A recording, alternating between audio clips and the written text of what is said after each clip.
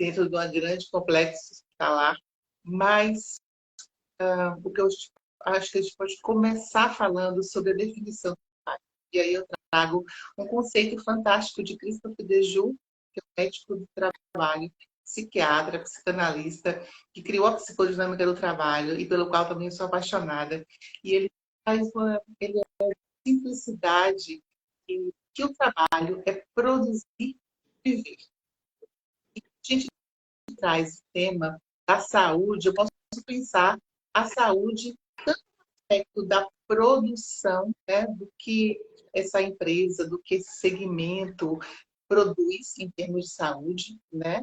Do negócio que eu trabalho, desse segmento que eu trabalho, tanto de saudável, né? O processo, o que eu produzo de equipamento, de serviço, de cuidado, como é isso, né? De repente eu produzo cigarro, de repente eu produzo bebida, eu produzo automóvel, eu produzo óleo, eu produzo massagem, eu produzo cuidado, isso é saúde, mas também é conviver.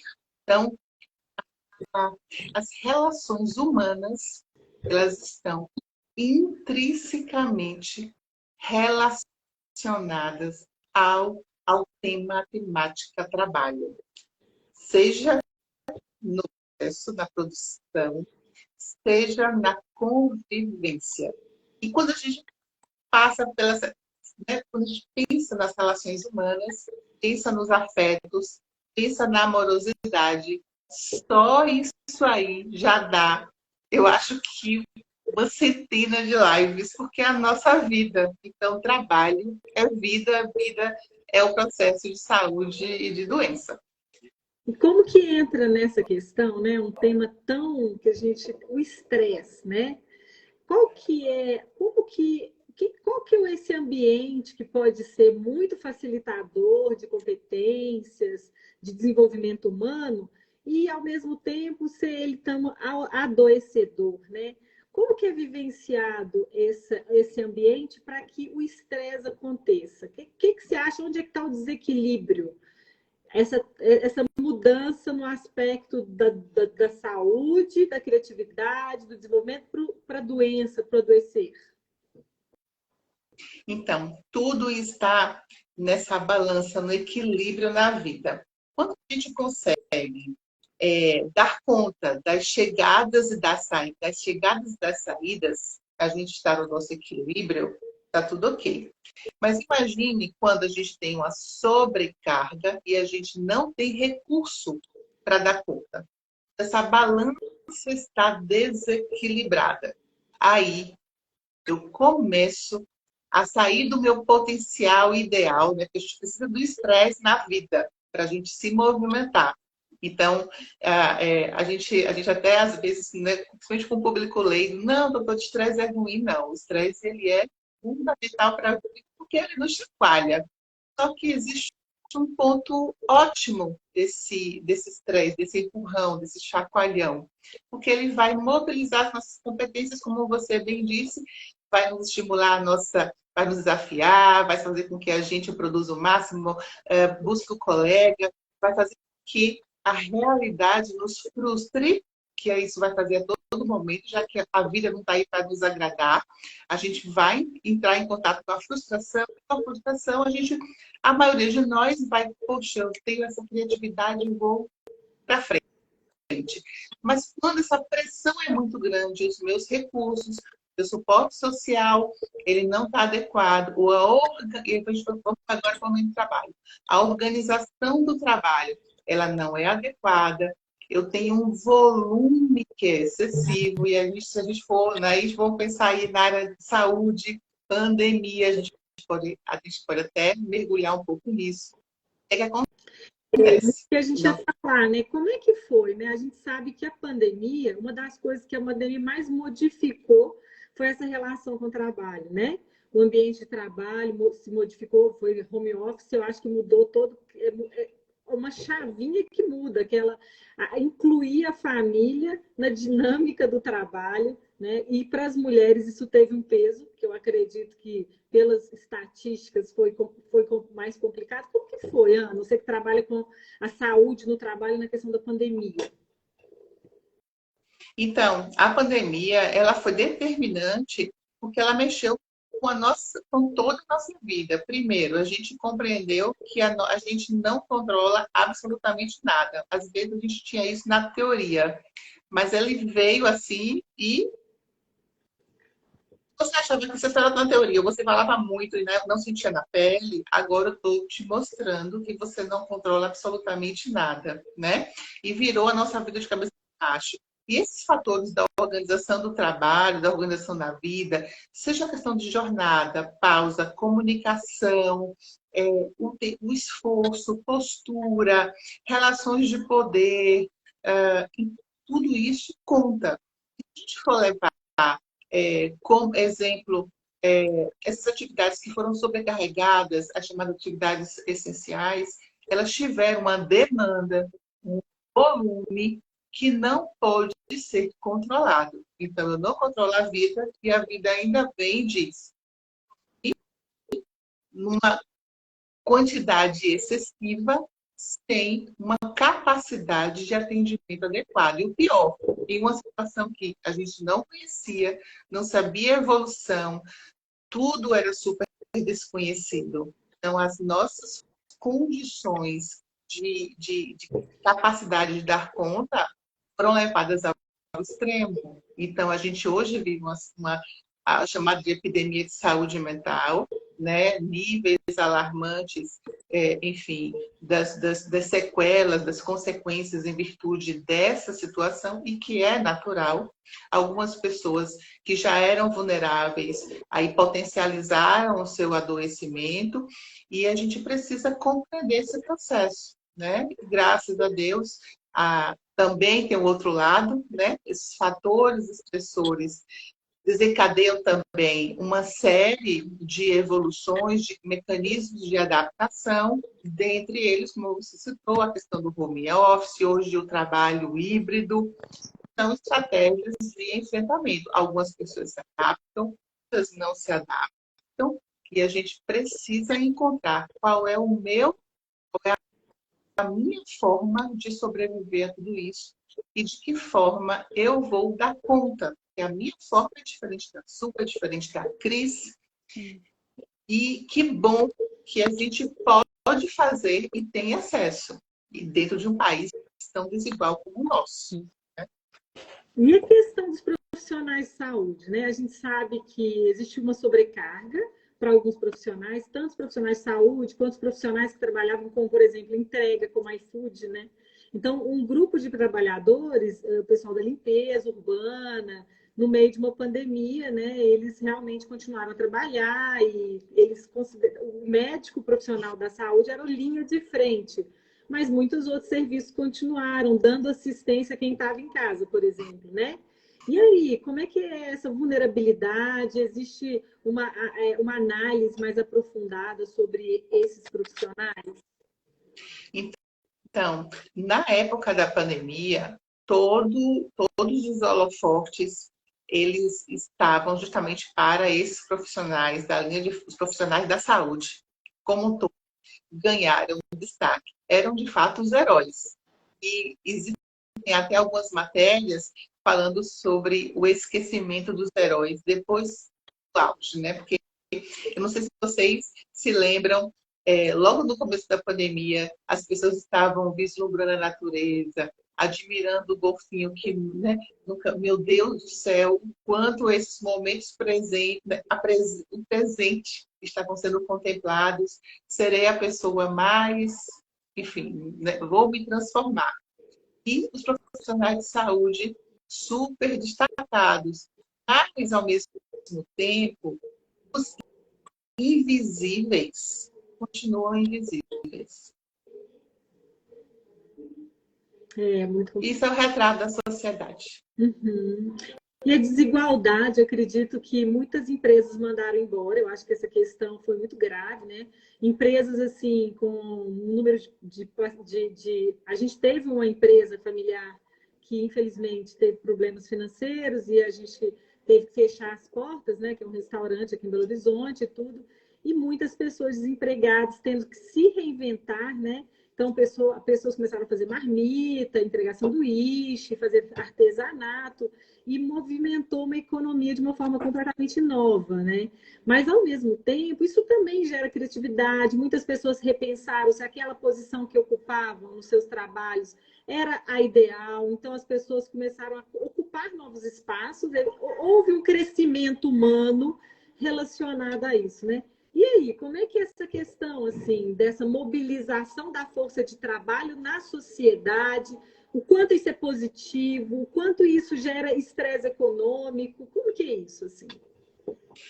Então, o que a gente sabe é que para que a gente consiga ter esses insights, o ser humano precisa ter o mínimo de grana para se sustentar. Verdade. Porque também os estudos mostram que quanto mais dinheiro não traz felicidade, dinheiro traz conforto. É que eu não estou dizendo que a gente tenha que viver sem grana, não. Prospere, porque prosperidade financeira é muito legal, mas ele não traz felicidade. Só que a partir do momento que eu não tenho o mínimo para sobreviver, isso contribui para a minha infelicidade. Então, a gente viu que os países que garantiram na pandemia, como você bem disse, né? Teve segmentos econômicos que quebraram, literalmente. Né? Pessoas, microempresários que não tinham para onde oferecer. Então, os países, os estados que garantiram esse mínimo, pessoas podem, e vários questionaram o sentido da sua vida. Então, a realidade faz com que a gente enfrente, né? O real é frustrante e a gente consiga repensar e ser criativo. E outras pessoas que não passaram esse perrengue financeiro, que tinham uma vida estável, que têm a sua renda, a pandemia também ofereceu essa oportunidade de reflexão na medida em que viu literalmente a perda, ou mesmo que não tenha sido na sua família, e familiares de amigos. Sabe quando assim, meu Deus, eu estou vendo a morte muito próximo dentro de mim, o que eu estou fazendo na minha vida? Então, eu acompanhei pessoas que resolveram mudar a sua vida, que se questionaram o que estavam fazendo dela e não estão desse lado da pirâmide de maior restrição, né? Do ponto das necessidades básicas, já estão no nível maior da pirâmide lá de Maslow. Então, do ponto de vista positivo, essas pessoas tiveram e ainda vêm refletindo e vêm aprendendo até hobbies. Às vezes, não necessariamente mudaram completamente a sua vida, mas inseriram até uma prática de autocuidado, ou fizeram um curso, grandes mudanças, ou aprofundaram de fato uma relação, ou teram uma relação, tomaram decisões importantes e vêm amadurecendo dentro desse processo. Então, é uma crise enorme, que não só foi uma crise de saúde pública, mas acabou também se transformando em uma crise individual, uma crise existencial para muitas pessoas, né? Com oportunidades de mudanças e de transformações. E vem se perpetuando, e vem, né, levando a transformações. E se transformar a gente, também transforma as organizações, os processos, a forma da gente enxergar o mundo, a forma da gente compreender as perspectivas futuras que a gente quer para a vida, as nossas relações, né? Então, isso aí tem acontecido. Em relação à saúde integral também, né, tem a questão individual, né? Como a pessoa lida com suas próprias questões, como essa quando você falou do autocuidado, né? Tem muito a ver, né? A relação com o trabalho também reflexo da relação consigo mesma, né? Da percepção em relação aos seus limites, essa autoleitura, né? Sobre o bem-estar, sobre o nível de percepção de felicidade, sobre autodesenvolvimento. Eu acho que o trabalho mexe em configurações muito profundas profundas, filosóficas, espirituais do ser humano, né? Não é uma questão só, eu sobreviver, vou ganhar dinheiro. Não, mexe em pontos muito cruciais do autodesenvolvimento, né? O que você acha que causa o grande sucesso nessa relação da pessoa com a escolha do seu trabalho? O que você acha que é o ideal?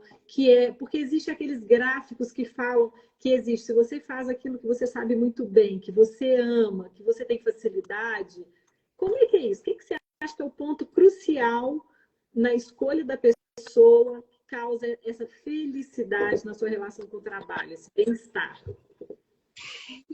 Então, as pessoas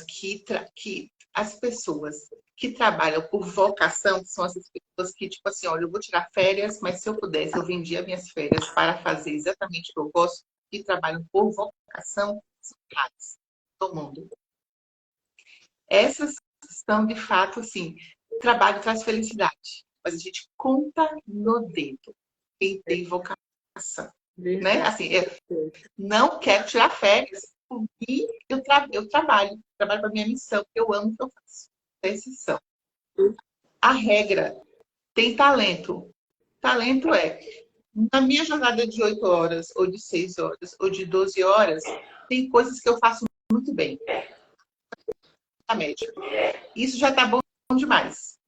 Então, se eu vou trazer agora o conceito de Vedanta. De Cristo. Trabalho também traz conforto, trabalho é legal. Isso é felicidade.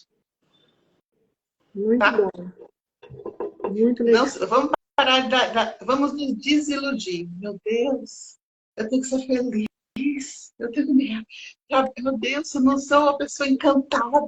Gente, a gente vai ter coisas no nosso trabalho que a gente vai gostar de fazer e ter um monte de coisa da minha jornada de trabalho que é um saco. É verdade. Então, tudo bem. Tá tudo bem. Aprender isso.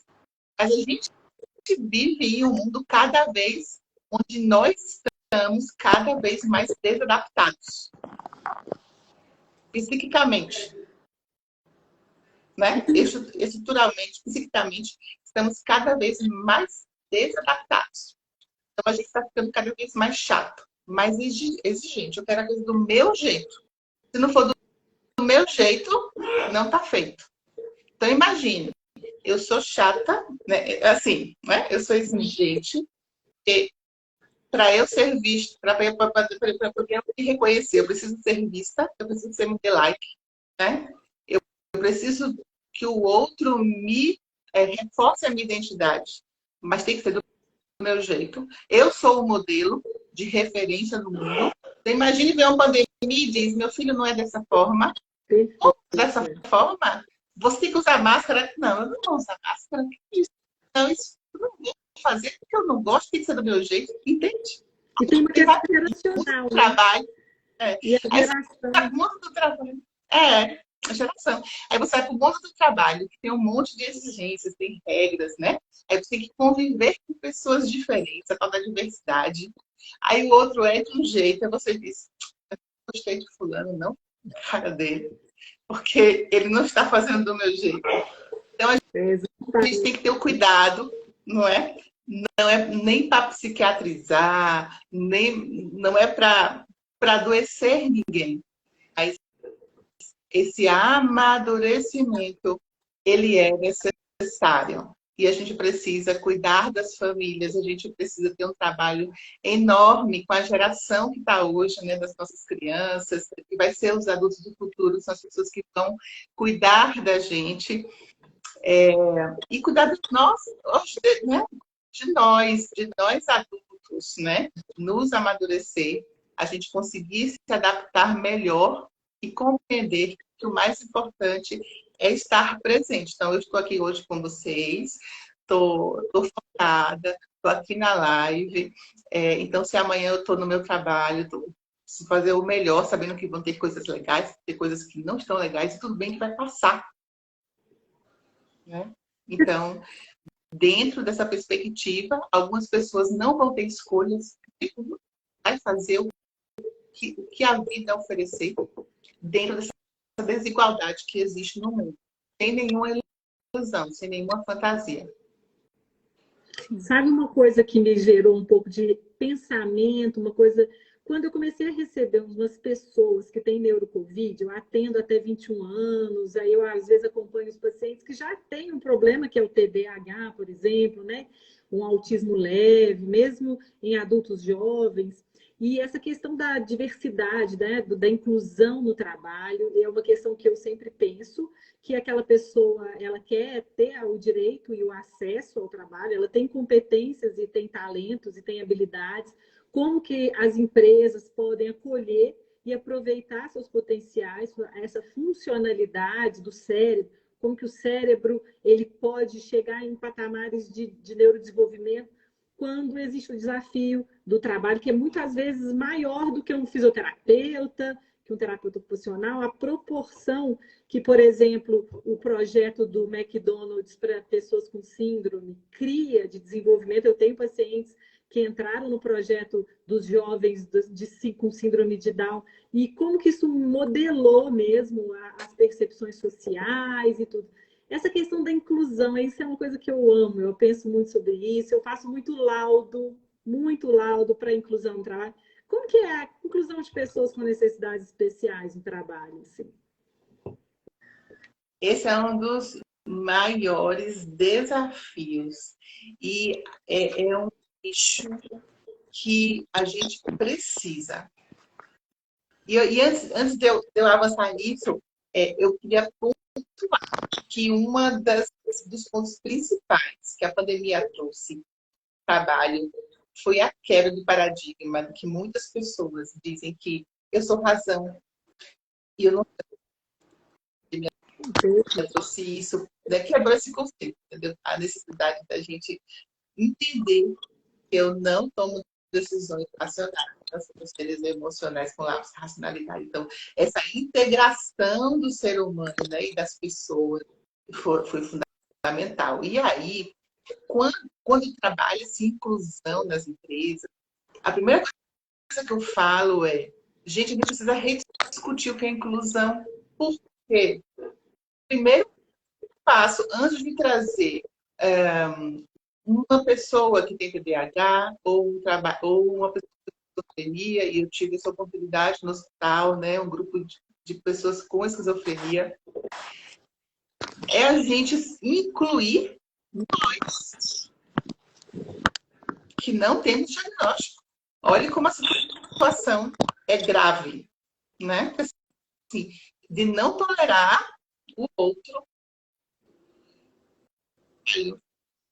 qualquer situação. Então, o nível de imaturidade ainda, ele é muito grande, mas ok, vamos avançar nisso, vamos trabalhar, vamos fazer, vamos melhorar a nossa comunicação, vamos, joia.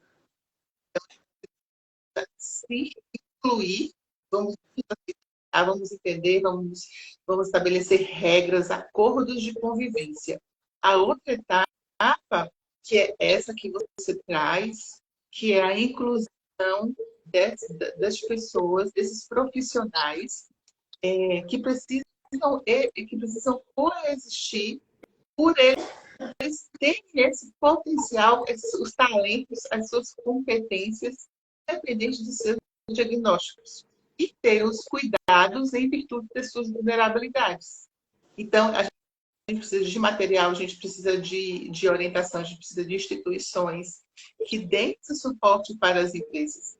A gente precisa de médicos dentro das empresas que facilitem esses acessos, né? Que façam conexões com profissionais como vocês, em cada estado, que facilite, que diminua o estigma, que diminua o preconceito, que diminua a discriminação, que faça workshops, que estabeleçam fluxo, né, de cuidado dessas pessoas, de integração, de alocação, qual é a melhor tarefa, é o atendimento desses profissionais, porque senão isso pode virar, isso pode, né, tema dentro da empresa. Assim como a gente contrata, seleciona, adequa uma pessoa, que não tem esse diagnóstico e seleciona, faz o ajuste de função, de cargo, né? Avalia o perfil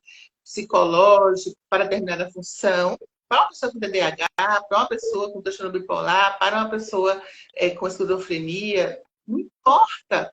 A gente também tem que fazer o mesmo processo. As pessoas também são pessoas que têm trabalho, que têm uma determinada sequela. A gente precisa olhar a pessoa dentro daquela organização. Se eu não colocar a pessoa no centro do cuidado, não importa onde. A Cris, o que você tem para falar aí, Cris?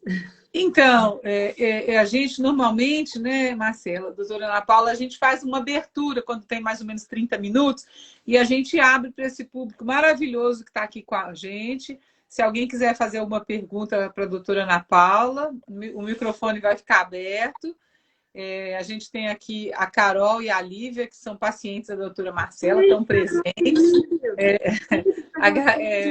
Mandando beijo aqui para a doutora Marcela, então fica aqui o recadinho delas. E também a Adri Medeiros, a Adri também falou aqui com a gente, colocou assim, eu tenho impressão, eu gostaria, Adri, que você falasse novamente, porque eu não consegui do jeitinho que você escreveu aqui, e a doutora Ana Paula foi falando, eu me perdi um pouquinho no contexto. Se você estiver aqui com a gente, puder me ajudar novamente na sua colaboração aqui para nós, eu te agradeço, porque eu acho que está relacionado com a questão que a doutora Ana Paula estava falando, que a gente está muito assim, só fica bom do meu jeito, né, doutora Ana Paula? Quer dizer, para me estar bem no meu trabalho, precisa que o trabalho funcione segundo a minha temática. E aqui ela coloca do jeito da pessoa e fora da dualidade. Então, se você quiser explicar um pouco mais, Odri, para a doutora Ana Paula, poder conversar um pouquinho com você, vai ser um prazer muito grande. A gente quer agradecer todo mundo que está aqui, que desde que nós começamos, o pessoal está todo aqui junto com você. O assunto, eu acho que é muito interessante para todos nós, né? Que, como você mesmo falou, o trabalho faz parte da nossa vida, do nosso dia a dia, né? Eu até vou te dizer que eu não vou te dizer que eu não quero as férias, mas eu, graças a Deus, tenho o meu trabalho como missão. Eu adoro o que eu faço, me sinto realmente assim, quase que assim, sabe, é um momento de lazer. Dar aula, para mim, é a minha cachaça, como uma boa mineira, né? E eu acredito que todos nós que já caminhamos aí, que fomos para a medicina integrativa, de uma certa forma, nós temos o trabalho como uma missão, né? Porque para ser integrativo, a gente tem que ter essas questões, se não equacionadas, a gente está sempre buscando melhorar os nossos pilares, porque a gente também, né, de vez em quando, a gente sai da curva, abandona algumas coisas extremamente essenciais, mas a gente está no caminho de estar sempre de volta, né? Vamos ver se alguém falou mais alguma coisa aqui, ó. A Adri Medeiros falou assim, era no meio da fala da doutora Ana Paula. Então, você me desculpa, Adri, porque eu também fiquei envolvida com a fala e quando me dei conta, não sabia mais do que se tratava. Mas ela disse aqui, ó, doutora Ana Paula, as opiniões opostas, a dualidade, onde parece que as pessoas esqueceram o meio do caminho. Ponderar. Muito bem. A doutora concorda? Perfeito. Normalmente, os opostos, a gente precisa sempre abrir espaço para o contraponto. E parar. A gente não precisa concordar naquele momento. Principalmente quando o contraponto nos quieta, né? A gente quase que quer responder no impulso e aquilo nos, enfim, né? Desperta quase a nossa fúria, a nossa revolta. Calma, vai para casa, pensa. Tem aquela frase, né? Mas é melhor porque o outro tem razão, né? Às vezes, quero ser feliz, né? Tem aquela situação. Não é para a gente ignorar, mas ouvir o outro lado é sempre interessante. A gente sempre vai aprender algo, nem que seja uma palavra, um conceito. A outra pessoa sempre tem... A gente passa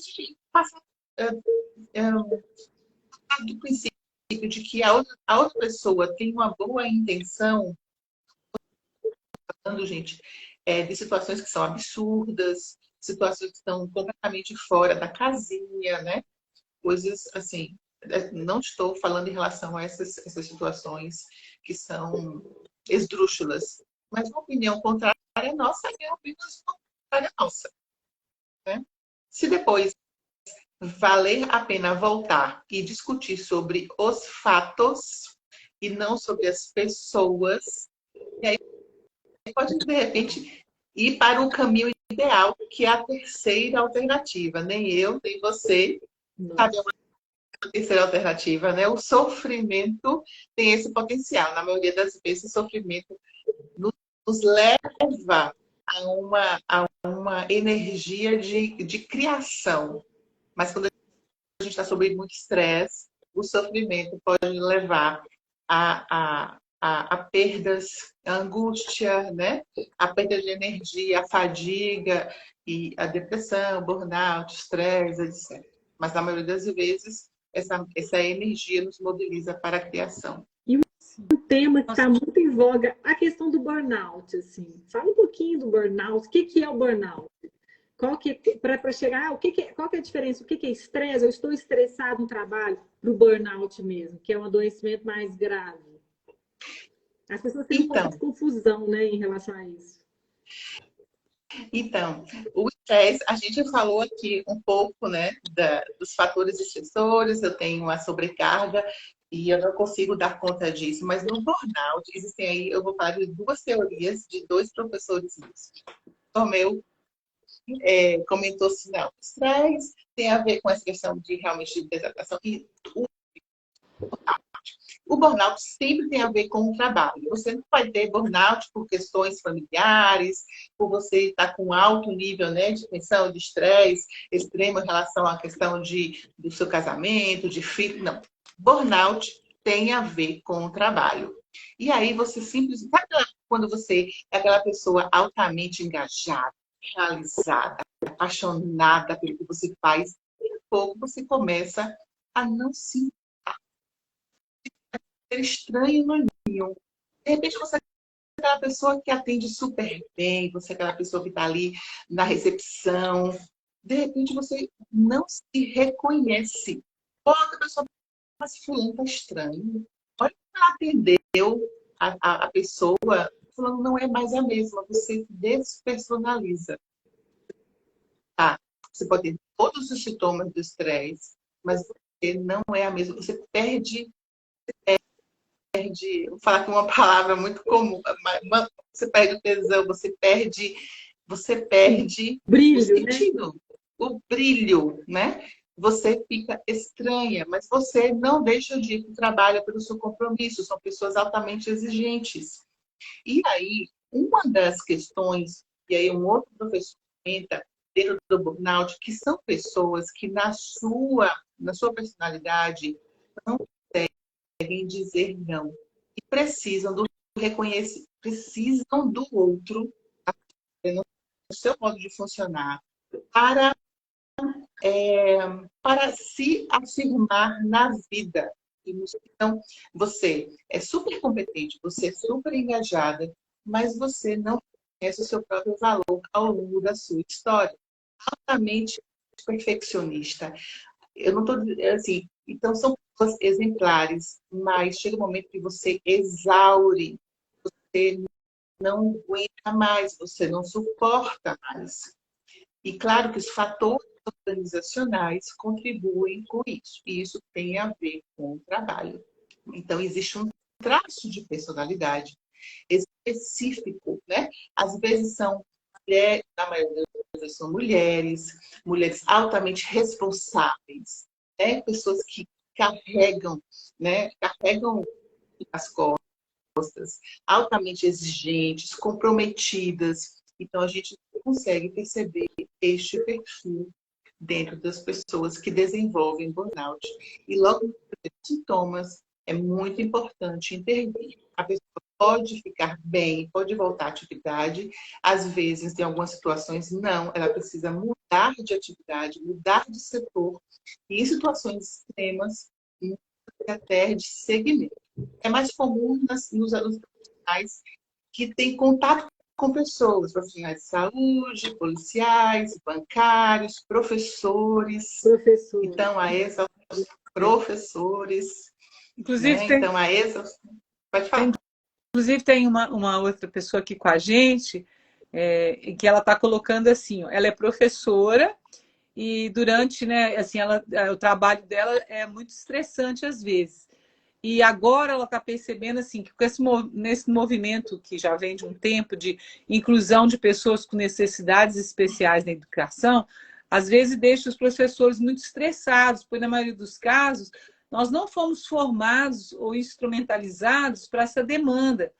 E aí, né, de repente você está na classe, e aí, como que você vai administrar? Né? Às vezes você acaba se estressando mais do que ajudando essa criança ou essas crianças que estão junto aí na mesma escola. É nisso que os fatores organizacionais entram como fatores estressores. Nada contra a inclusão, mas se você não prepara o ambiente, você não prepara o professor, você não prepara os colegas, não prepara o ambiente, né? Então você tem uma alta exigência de resultado. Professor, você tem que dar conta, você tem que fazer prova adaptada. Eu não entendo, não. Eu estou aqui imaginando. Ser professor tem que ser altamente qualificado, você tem que dar aquela aula excelente, você tem que dar conta desses alunos todos com múltiplas, né? Então, assim, o aluno tem vários problemas, o professor é psicólogo, o professor é tudo, né? O professor é o educador, inclusive, né, da própria família. E tem que dar conta, né, de tudo aí, mas a escola não dá estrutura nenhuma. Tá? Por isso, olha, tome conta dos seus filhos. Esse aqui tem isso aqui tem aquilo, esse aqui tem aquilo. E você que estude, você que busque ferramenta, você que busque se desenvolver. Eu tenho alta demanda, demandas múltiplas. Imagine se essa professora é exigente, alta exigente, tem um nível de criticidade enorme, não se reconhece, ele não dá conta de si, ele precisa que o outro valide, entende? É um caldeirão pro burnout. Entendeu? Precisa é uma classe que está entrando em burnout. Às vezes você vê professores que antes gostavam, né, que empolgavam seus alunos. Um dia uma menina chegou para mim e falou: olha, eu voltei, como é que foi a volta para as aulas na escola pública municipal de Betim? Ela falou assim: eu não gostei não, minha professora está triste. A professora está desanimada e triste. Eu falei, aí ela estava exausta, né? Porque ela está saindo agora híbrido, ela tem que dar conta e tem que refazer toda a metodologia dentro de um processo que foi muito rápido, né? Não tem um recurso de instrumentalização dessa equipe, né? A professora se sente muito abandonada, né? E muito sozinha nesse processo. E é meio que obrigado, né? A inclusão obrigatória, esse programa de inclusão obrigatória, sem instrumentalizar a escola, sem trabalhar uma equipe, causa muito problema mesmo, muita dificuldade, né? Então a gente tem que acolher mesmo essa queixa aí, né? Ó, tem uma outra, o Barreto também está aqui com a gente, doutora Ana Paula, ele está dizendo que ele também está muito estressado, ele está até pensando em mudar de área, né? Estou pensando seriamente em fechar minhas empresas e mudar de área. Porque daí ele fala assim, às vezes eu quero esganar os clientes e os meus funcionários não estão me reconhecendo.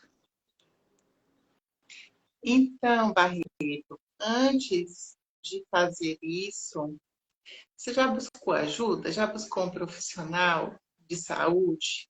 Eu não sei onde você mora, qual cidade onde você está, mas certamente as suas empresas devem ser a sua paixão e devem ser super importantes para os seus funcionários. Eu estou percebendo aqui, estou sentindo aqui que tem dor nesse processo.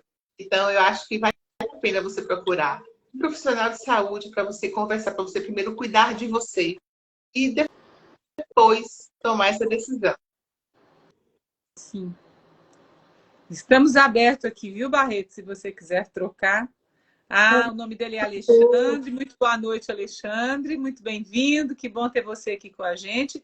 O Alexandre é de Salvador também, doutora Ana Paula. E esse está falando isso mesmo. Ah, não, aí a professora que está aqui com a gente está falando isso mesmo, desenvolvi picos de pressão e pedir licença para poder descansar. Ou seja, né, nós estamos em quadros aqui, quando a doutora Ana Paula abre essas possibilidades, né, as pessoas realmente estão muito necessitadas de cuidados. E o Alexandre está desejando boa noite. Muito boa noite, Alexandre. Muito obrigada pela sua presença e pela sua valiosa colaboração aqui no sentido de se colocar. E a doutora Ana Paula também, né, por essa sensibilidade de te colocar aí a possibilidade de você, primeira coisa, buscar ajuda, porque é o que a gente sempre precisa, né, doutora Ana Paula? Buscar ajuda. É fundamental. Sempre. A gente se busca, a gente se cuida. Sim. Gente, mais alguém que está aqui com a gente ao longo dessa quase uma hora, tem mais alguma pergunta para a doutora Ana Paula? Aproveitem para usufruir aqui na fonte. E esse olhar carinhoso da Ana Paula, né, Ana? Esse jeito, né, leve de abordar coisas tão difíceis e tão pesadas, né? Porque na prática, né, é sofrido. Mas a gente tem esse amor, esse afeto, né, esse olhar de longo prazo mesmo no processo do desenvolvimento. O trabalho, ele é muito desafiador, mas ele é tão necessário, ele é o auge da nossa autonomia humana, né? É bem legal, nossas escolhas, né, os nossos processos individuais sendo... E me conta, o que você acha que pode melhorar na vida as nossas relações com o trabalho? O que você acha que são os pontos, as ferramentas, os pontos fortes para isso? Para o trabalho ser muito positivo e engrandecedor e feliz, assim. Então, eu comecei falando que trabalho é produzir e conviver, né? Isso passa pelas relações humanas, das relações humanas. Então, acho que eu posso terminar reforçando isso. Ou a gente aproveita o trabalho é meio, lembrar que o trabalho é meio e utilizá-lo como meio de encontro da nossa humanidade. Quando a gente vai de encontro ao outro para produzir e para conviver, a gente também vai ao encontro de nós mesmos. Então, eu acho que é isso. Eu acho que é dessa forma. A gente se encontrar. Muito bom, muito bonito isso. Olha, o Barreto, a professora, está colocando aqui. Quero agradecer por essa live, muito esclarecedora, viu, doutora Ana Paula? Muitíssimo obrigada.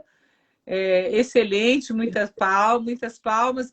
Ela está colocando aqui que nós somos uma benção. E vocês também, de estarem aqui se colocando, a gente super agradece, porque esse é o nosso objetivo maior, né, Marcelo? Trazer os nossos amigos que comungam das nossas ideias e abrir possibilidades aqui através desse canal, que hoje muito, né, a gente aprendeu durante a pandemia que essa forma de comunicação aqui é possível. Muito bom. Olha, mais pessoas aqui agradecendo e parabenizando, a gente agradece muito. Nós estamos, doutora Ana Paula, há mais ou menos 6 minutos.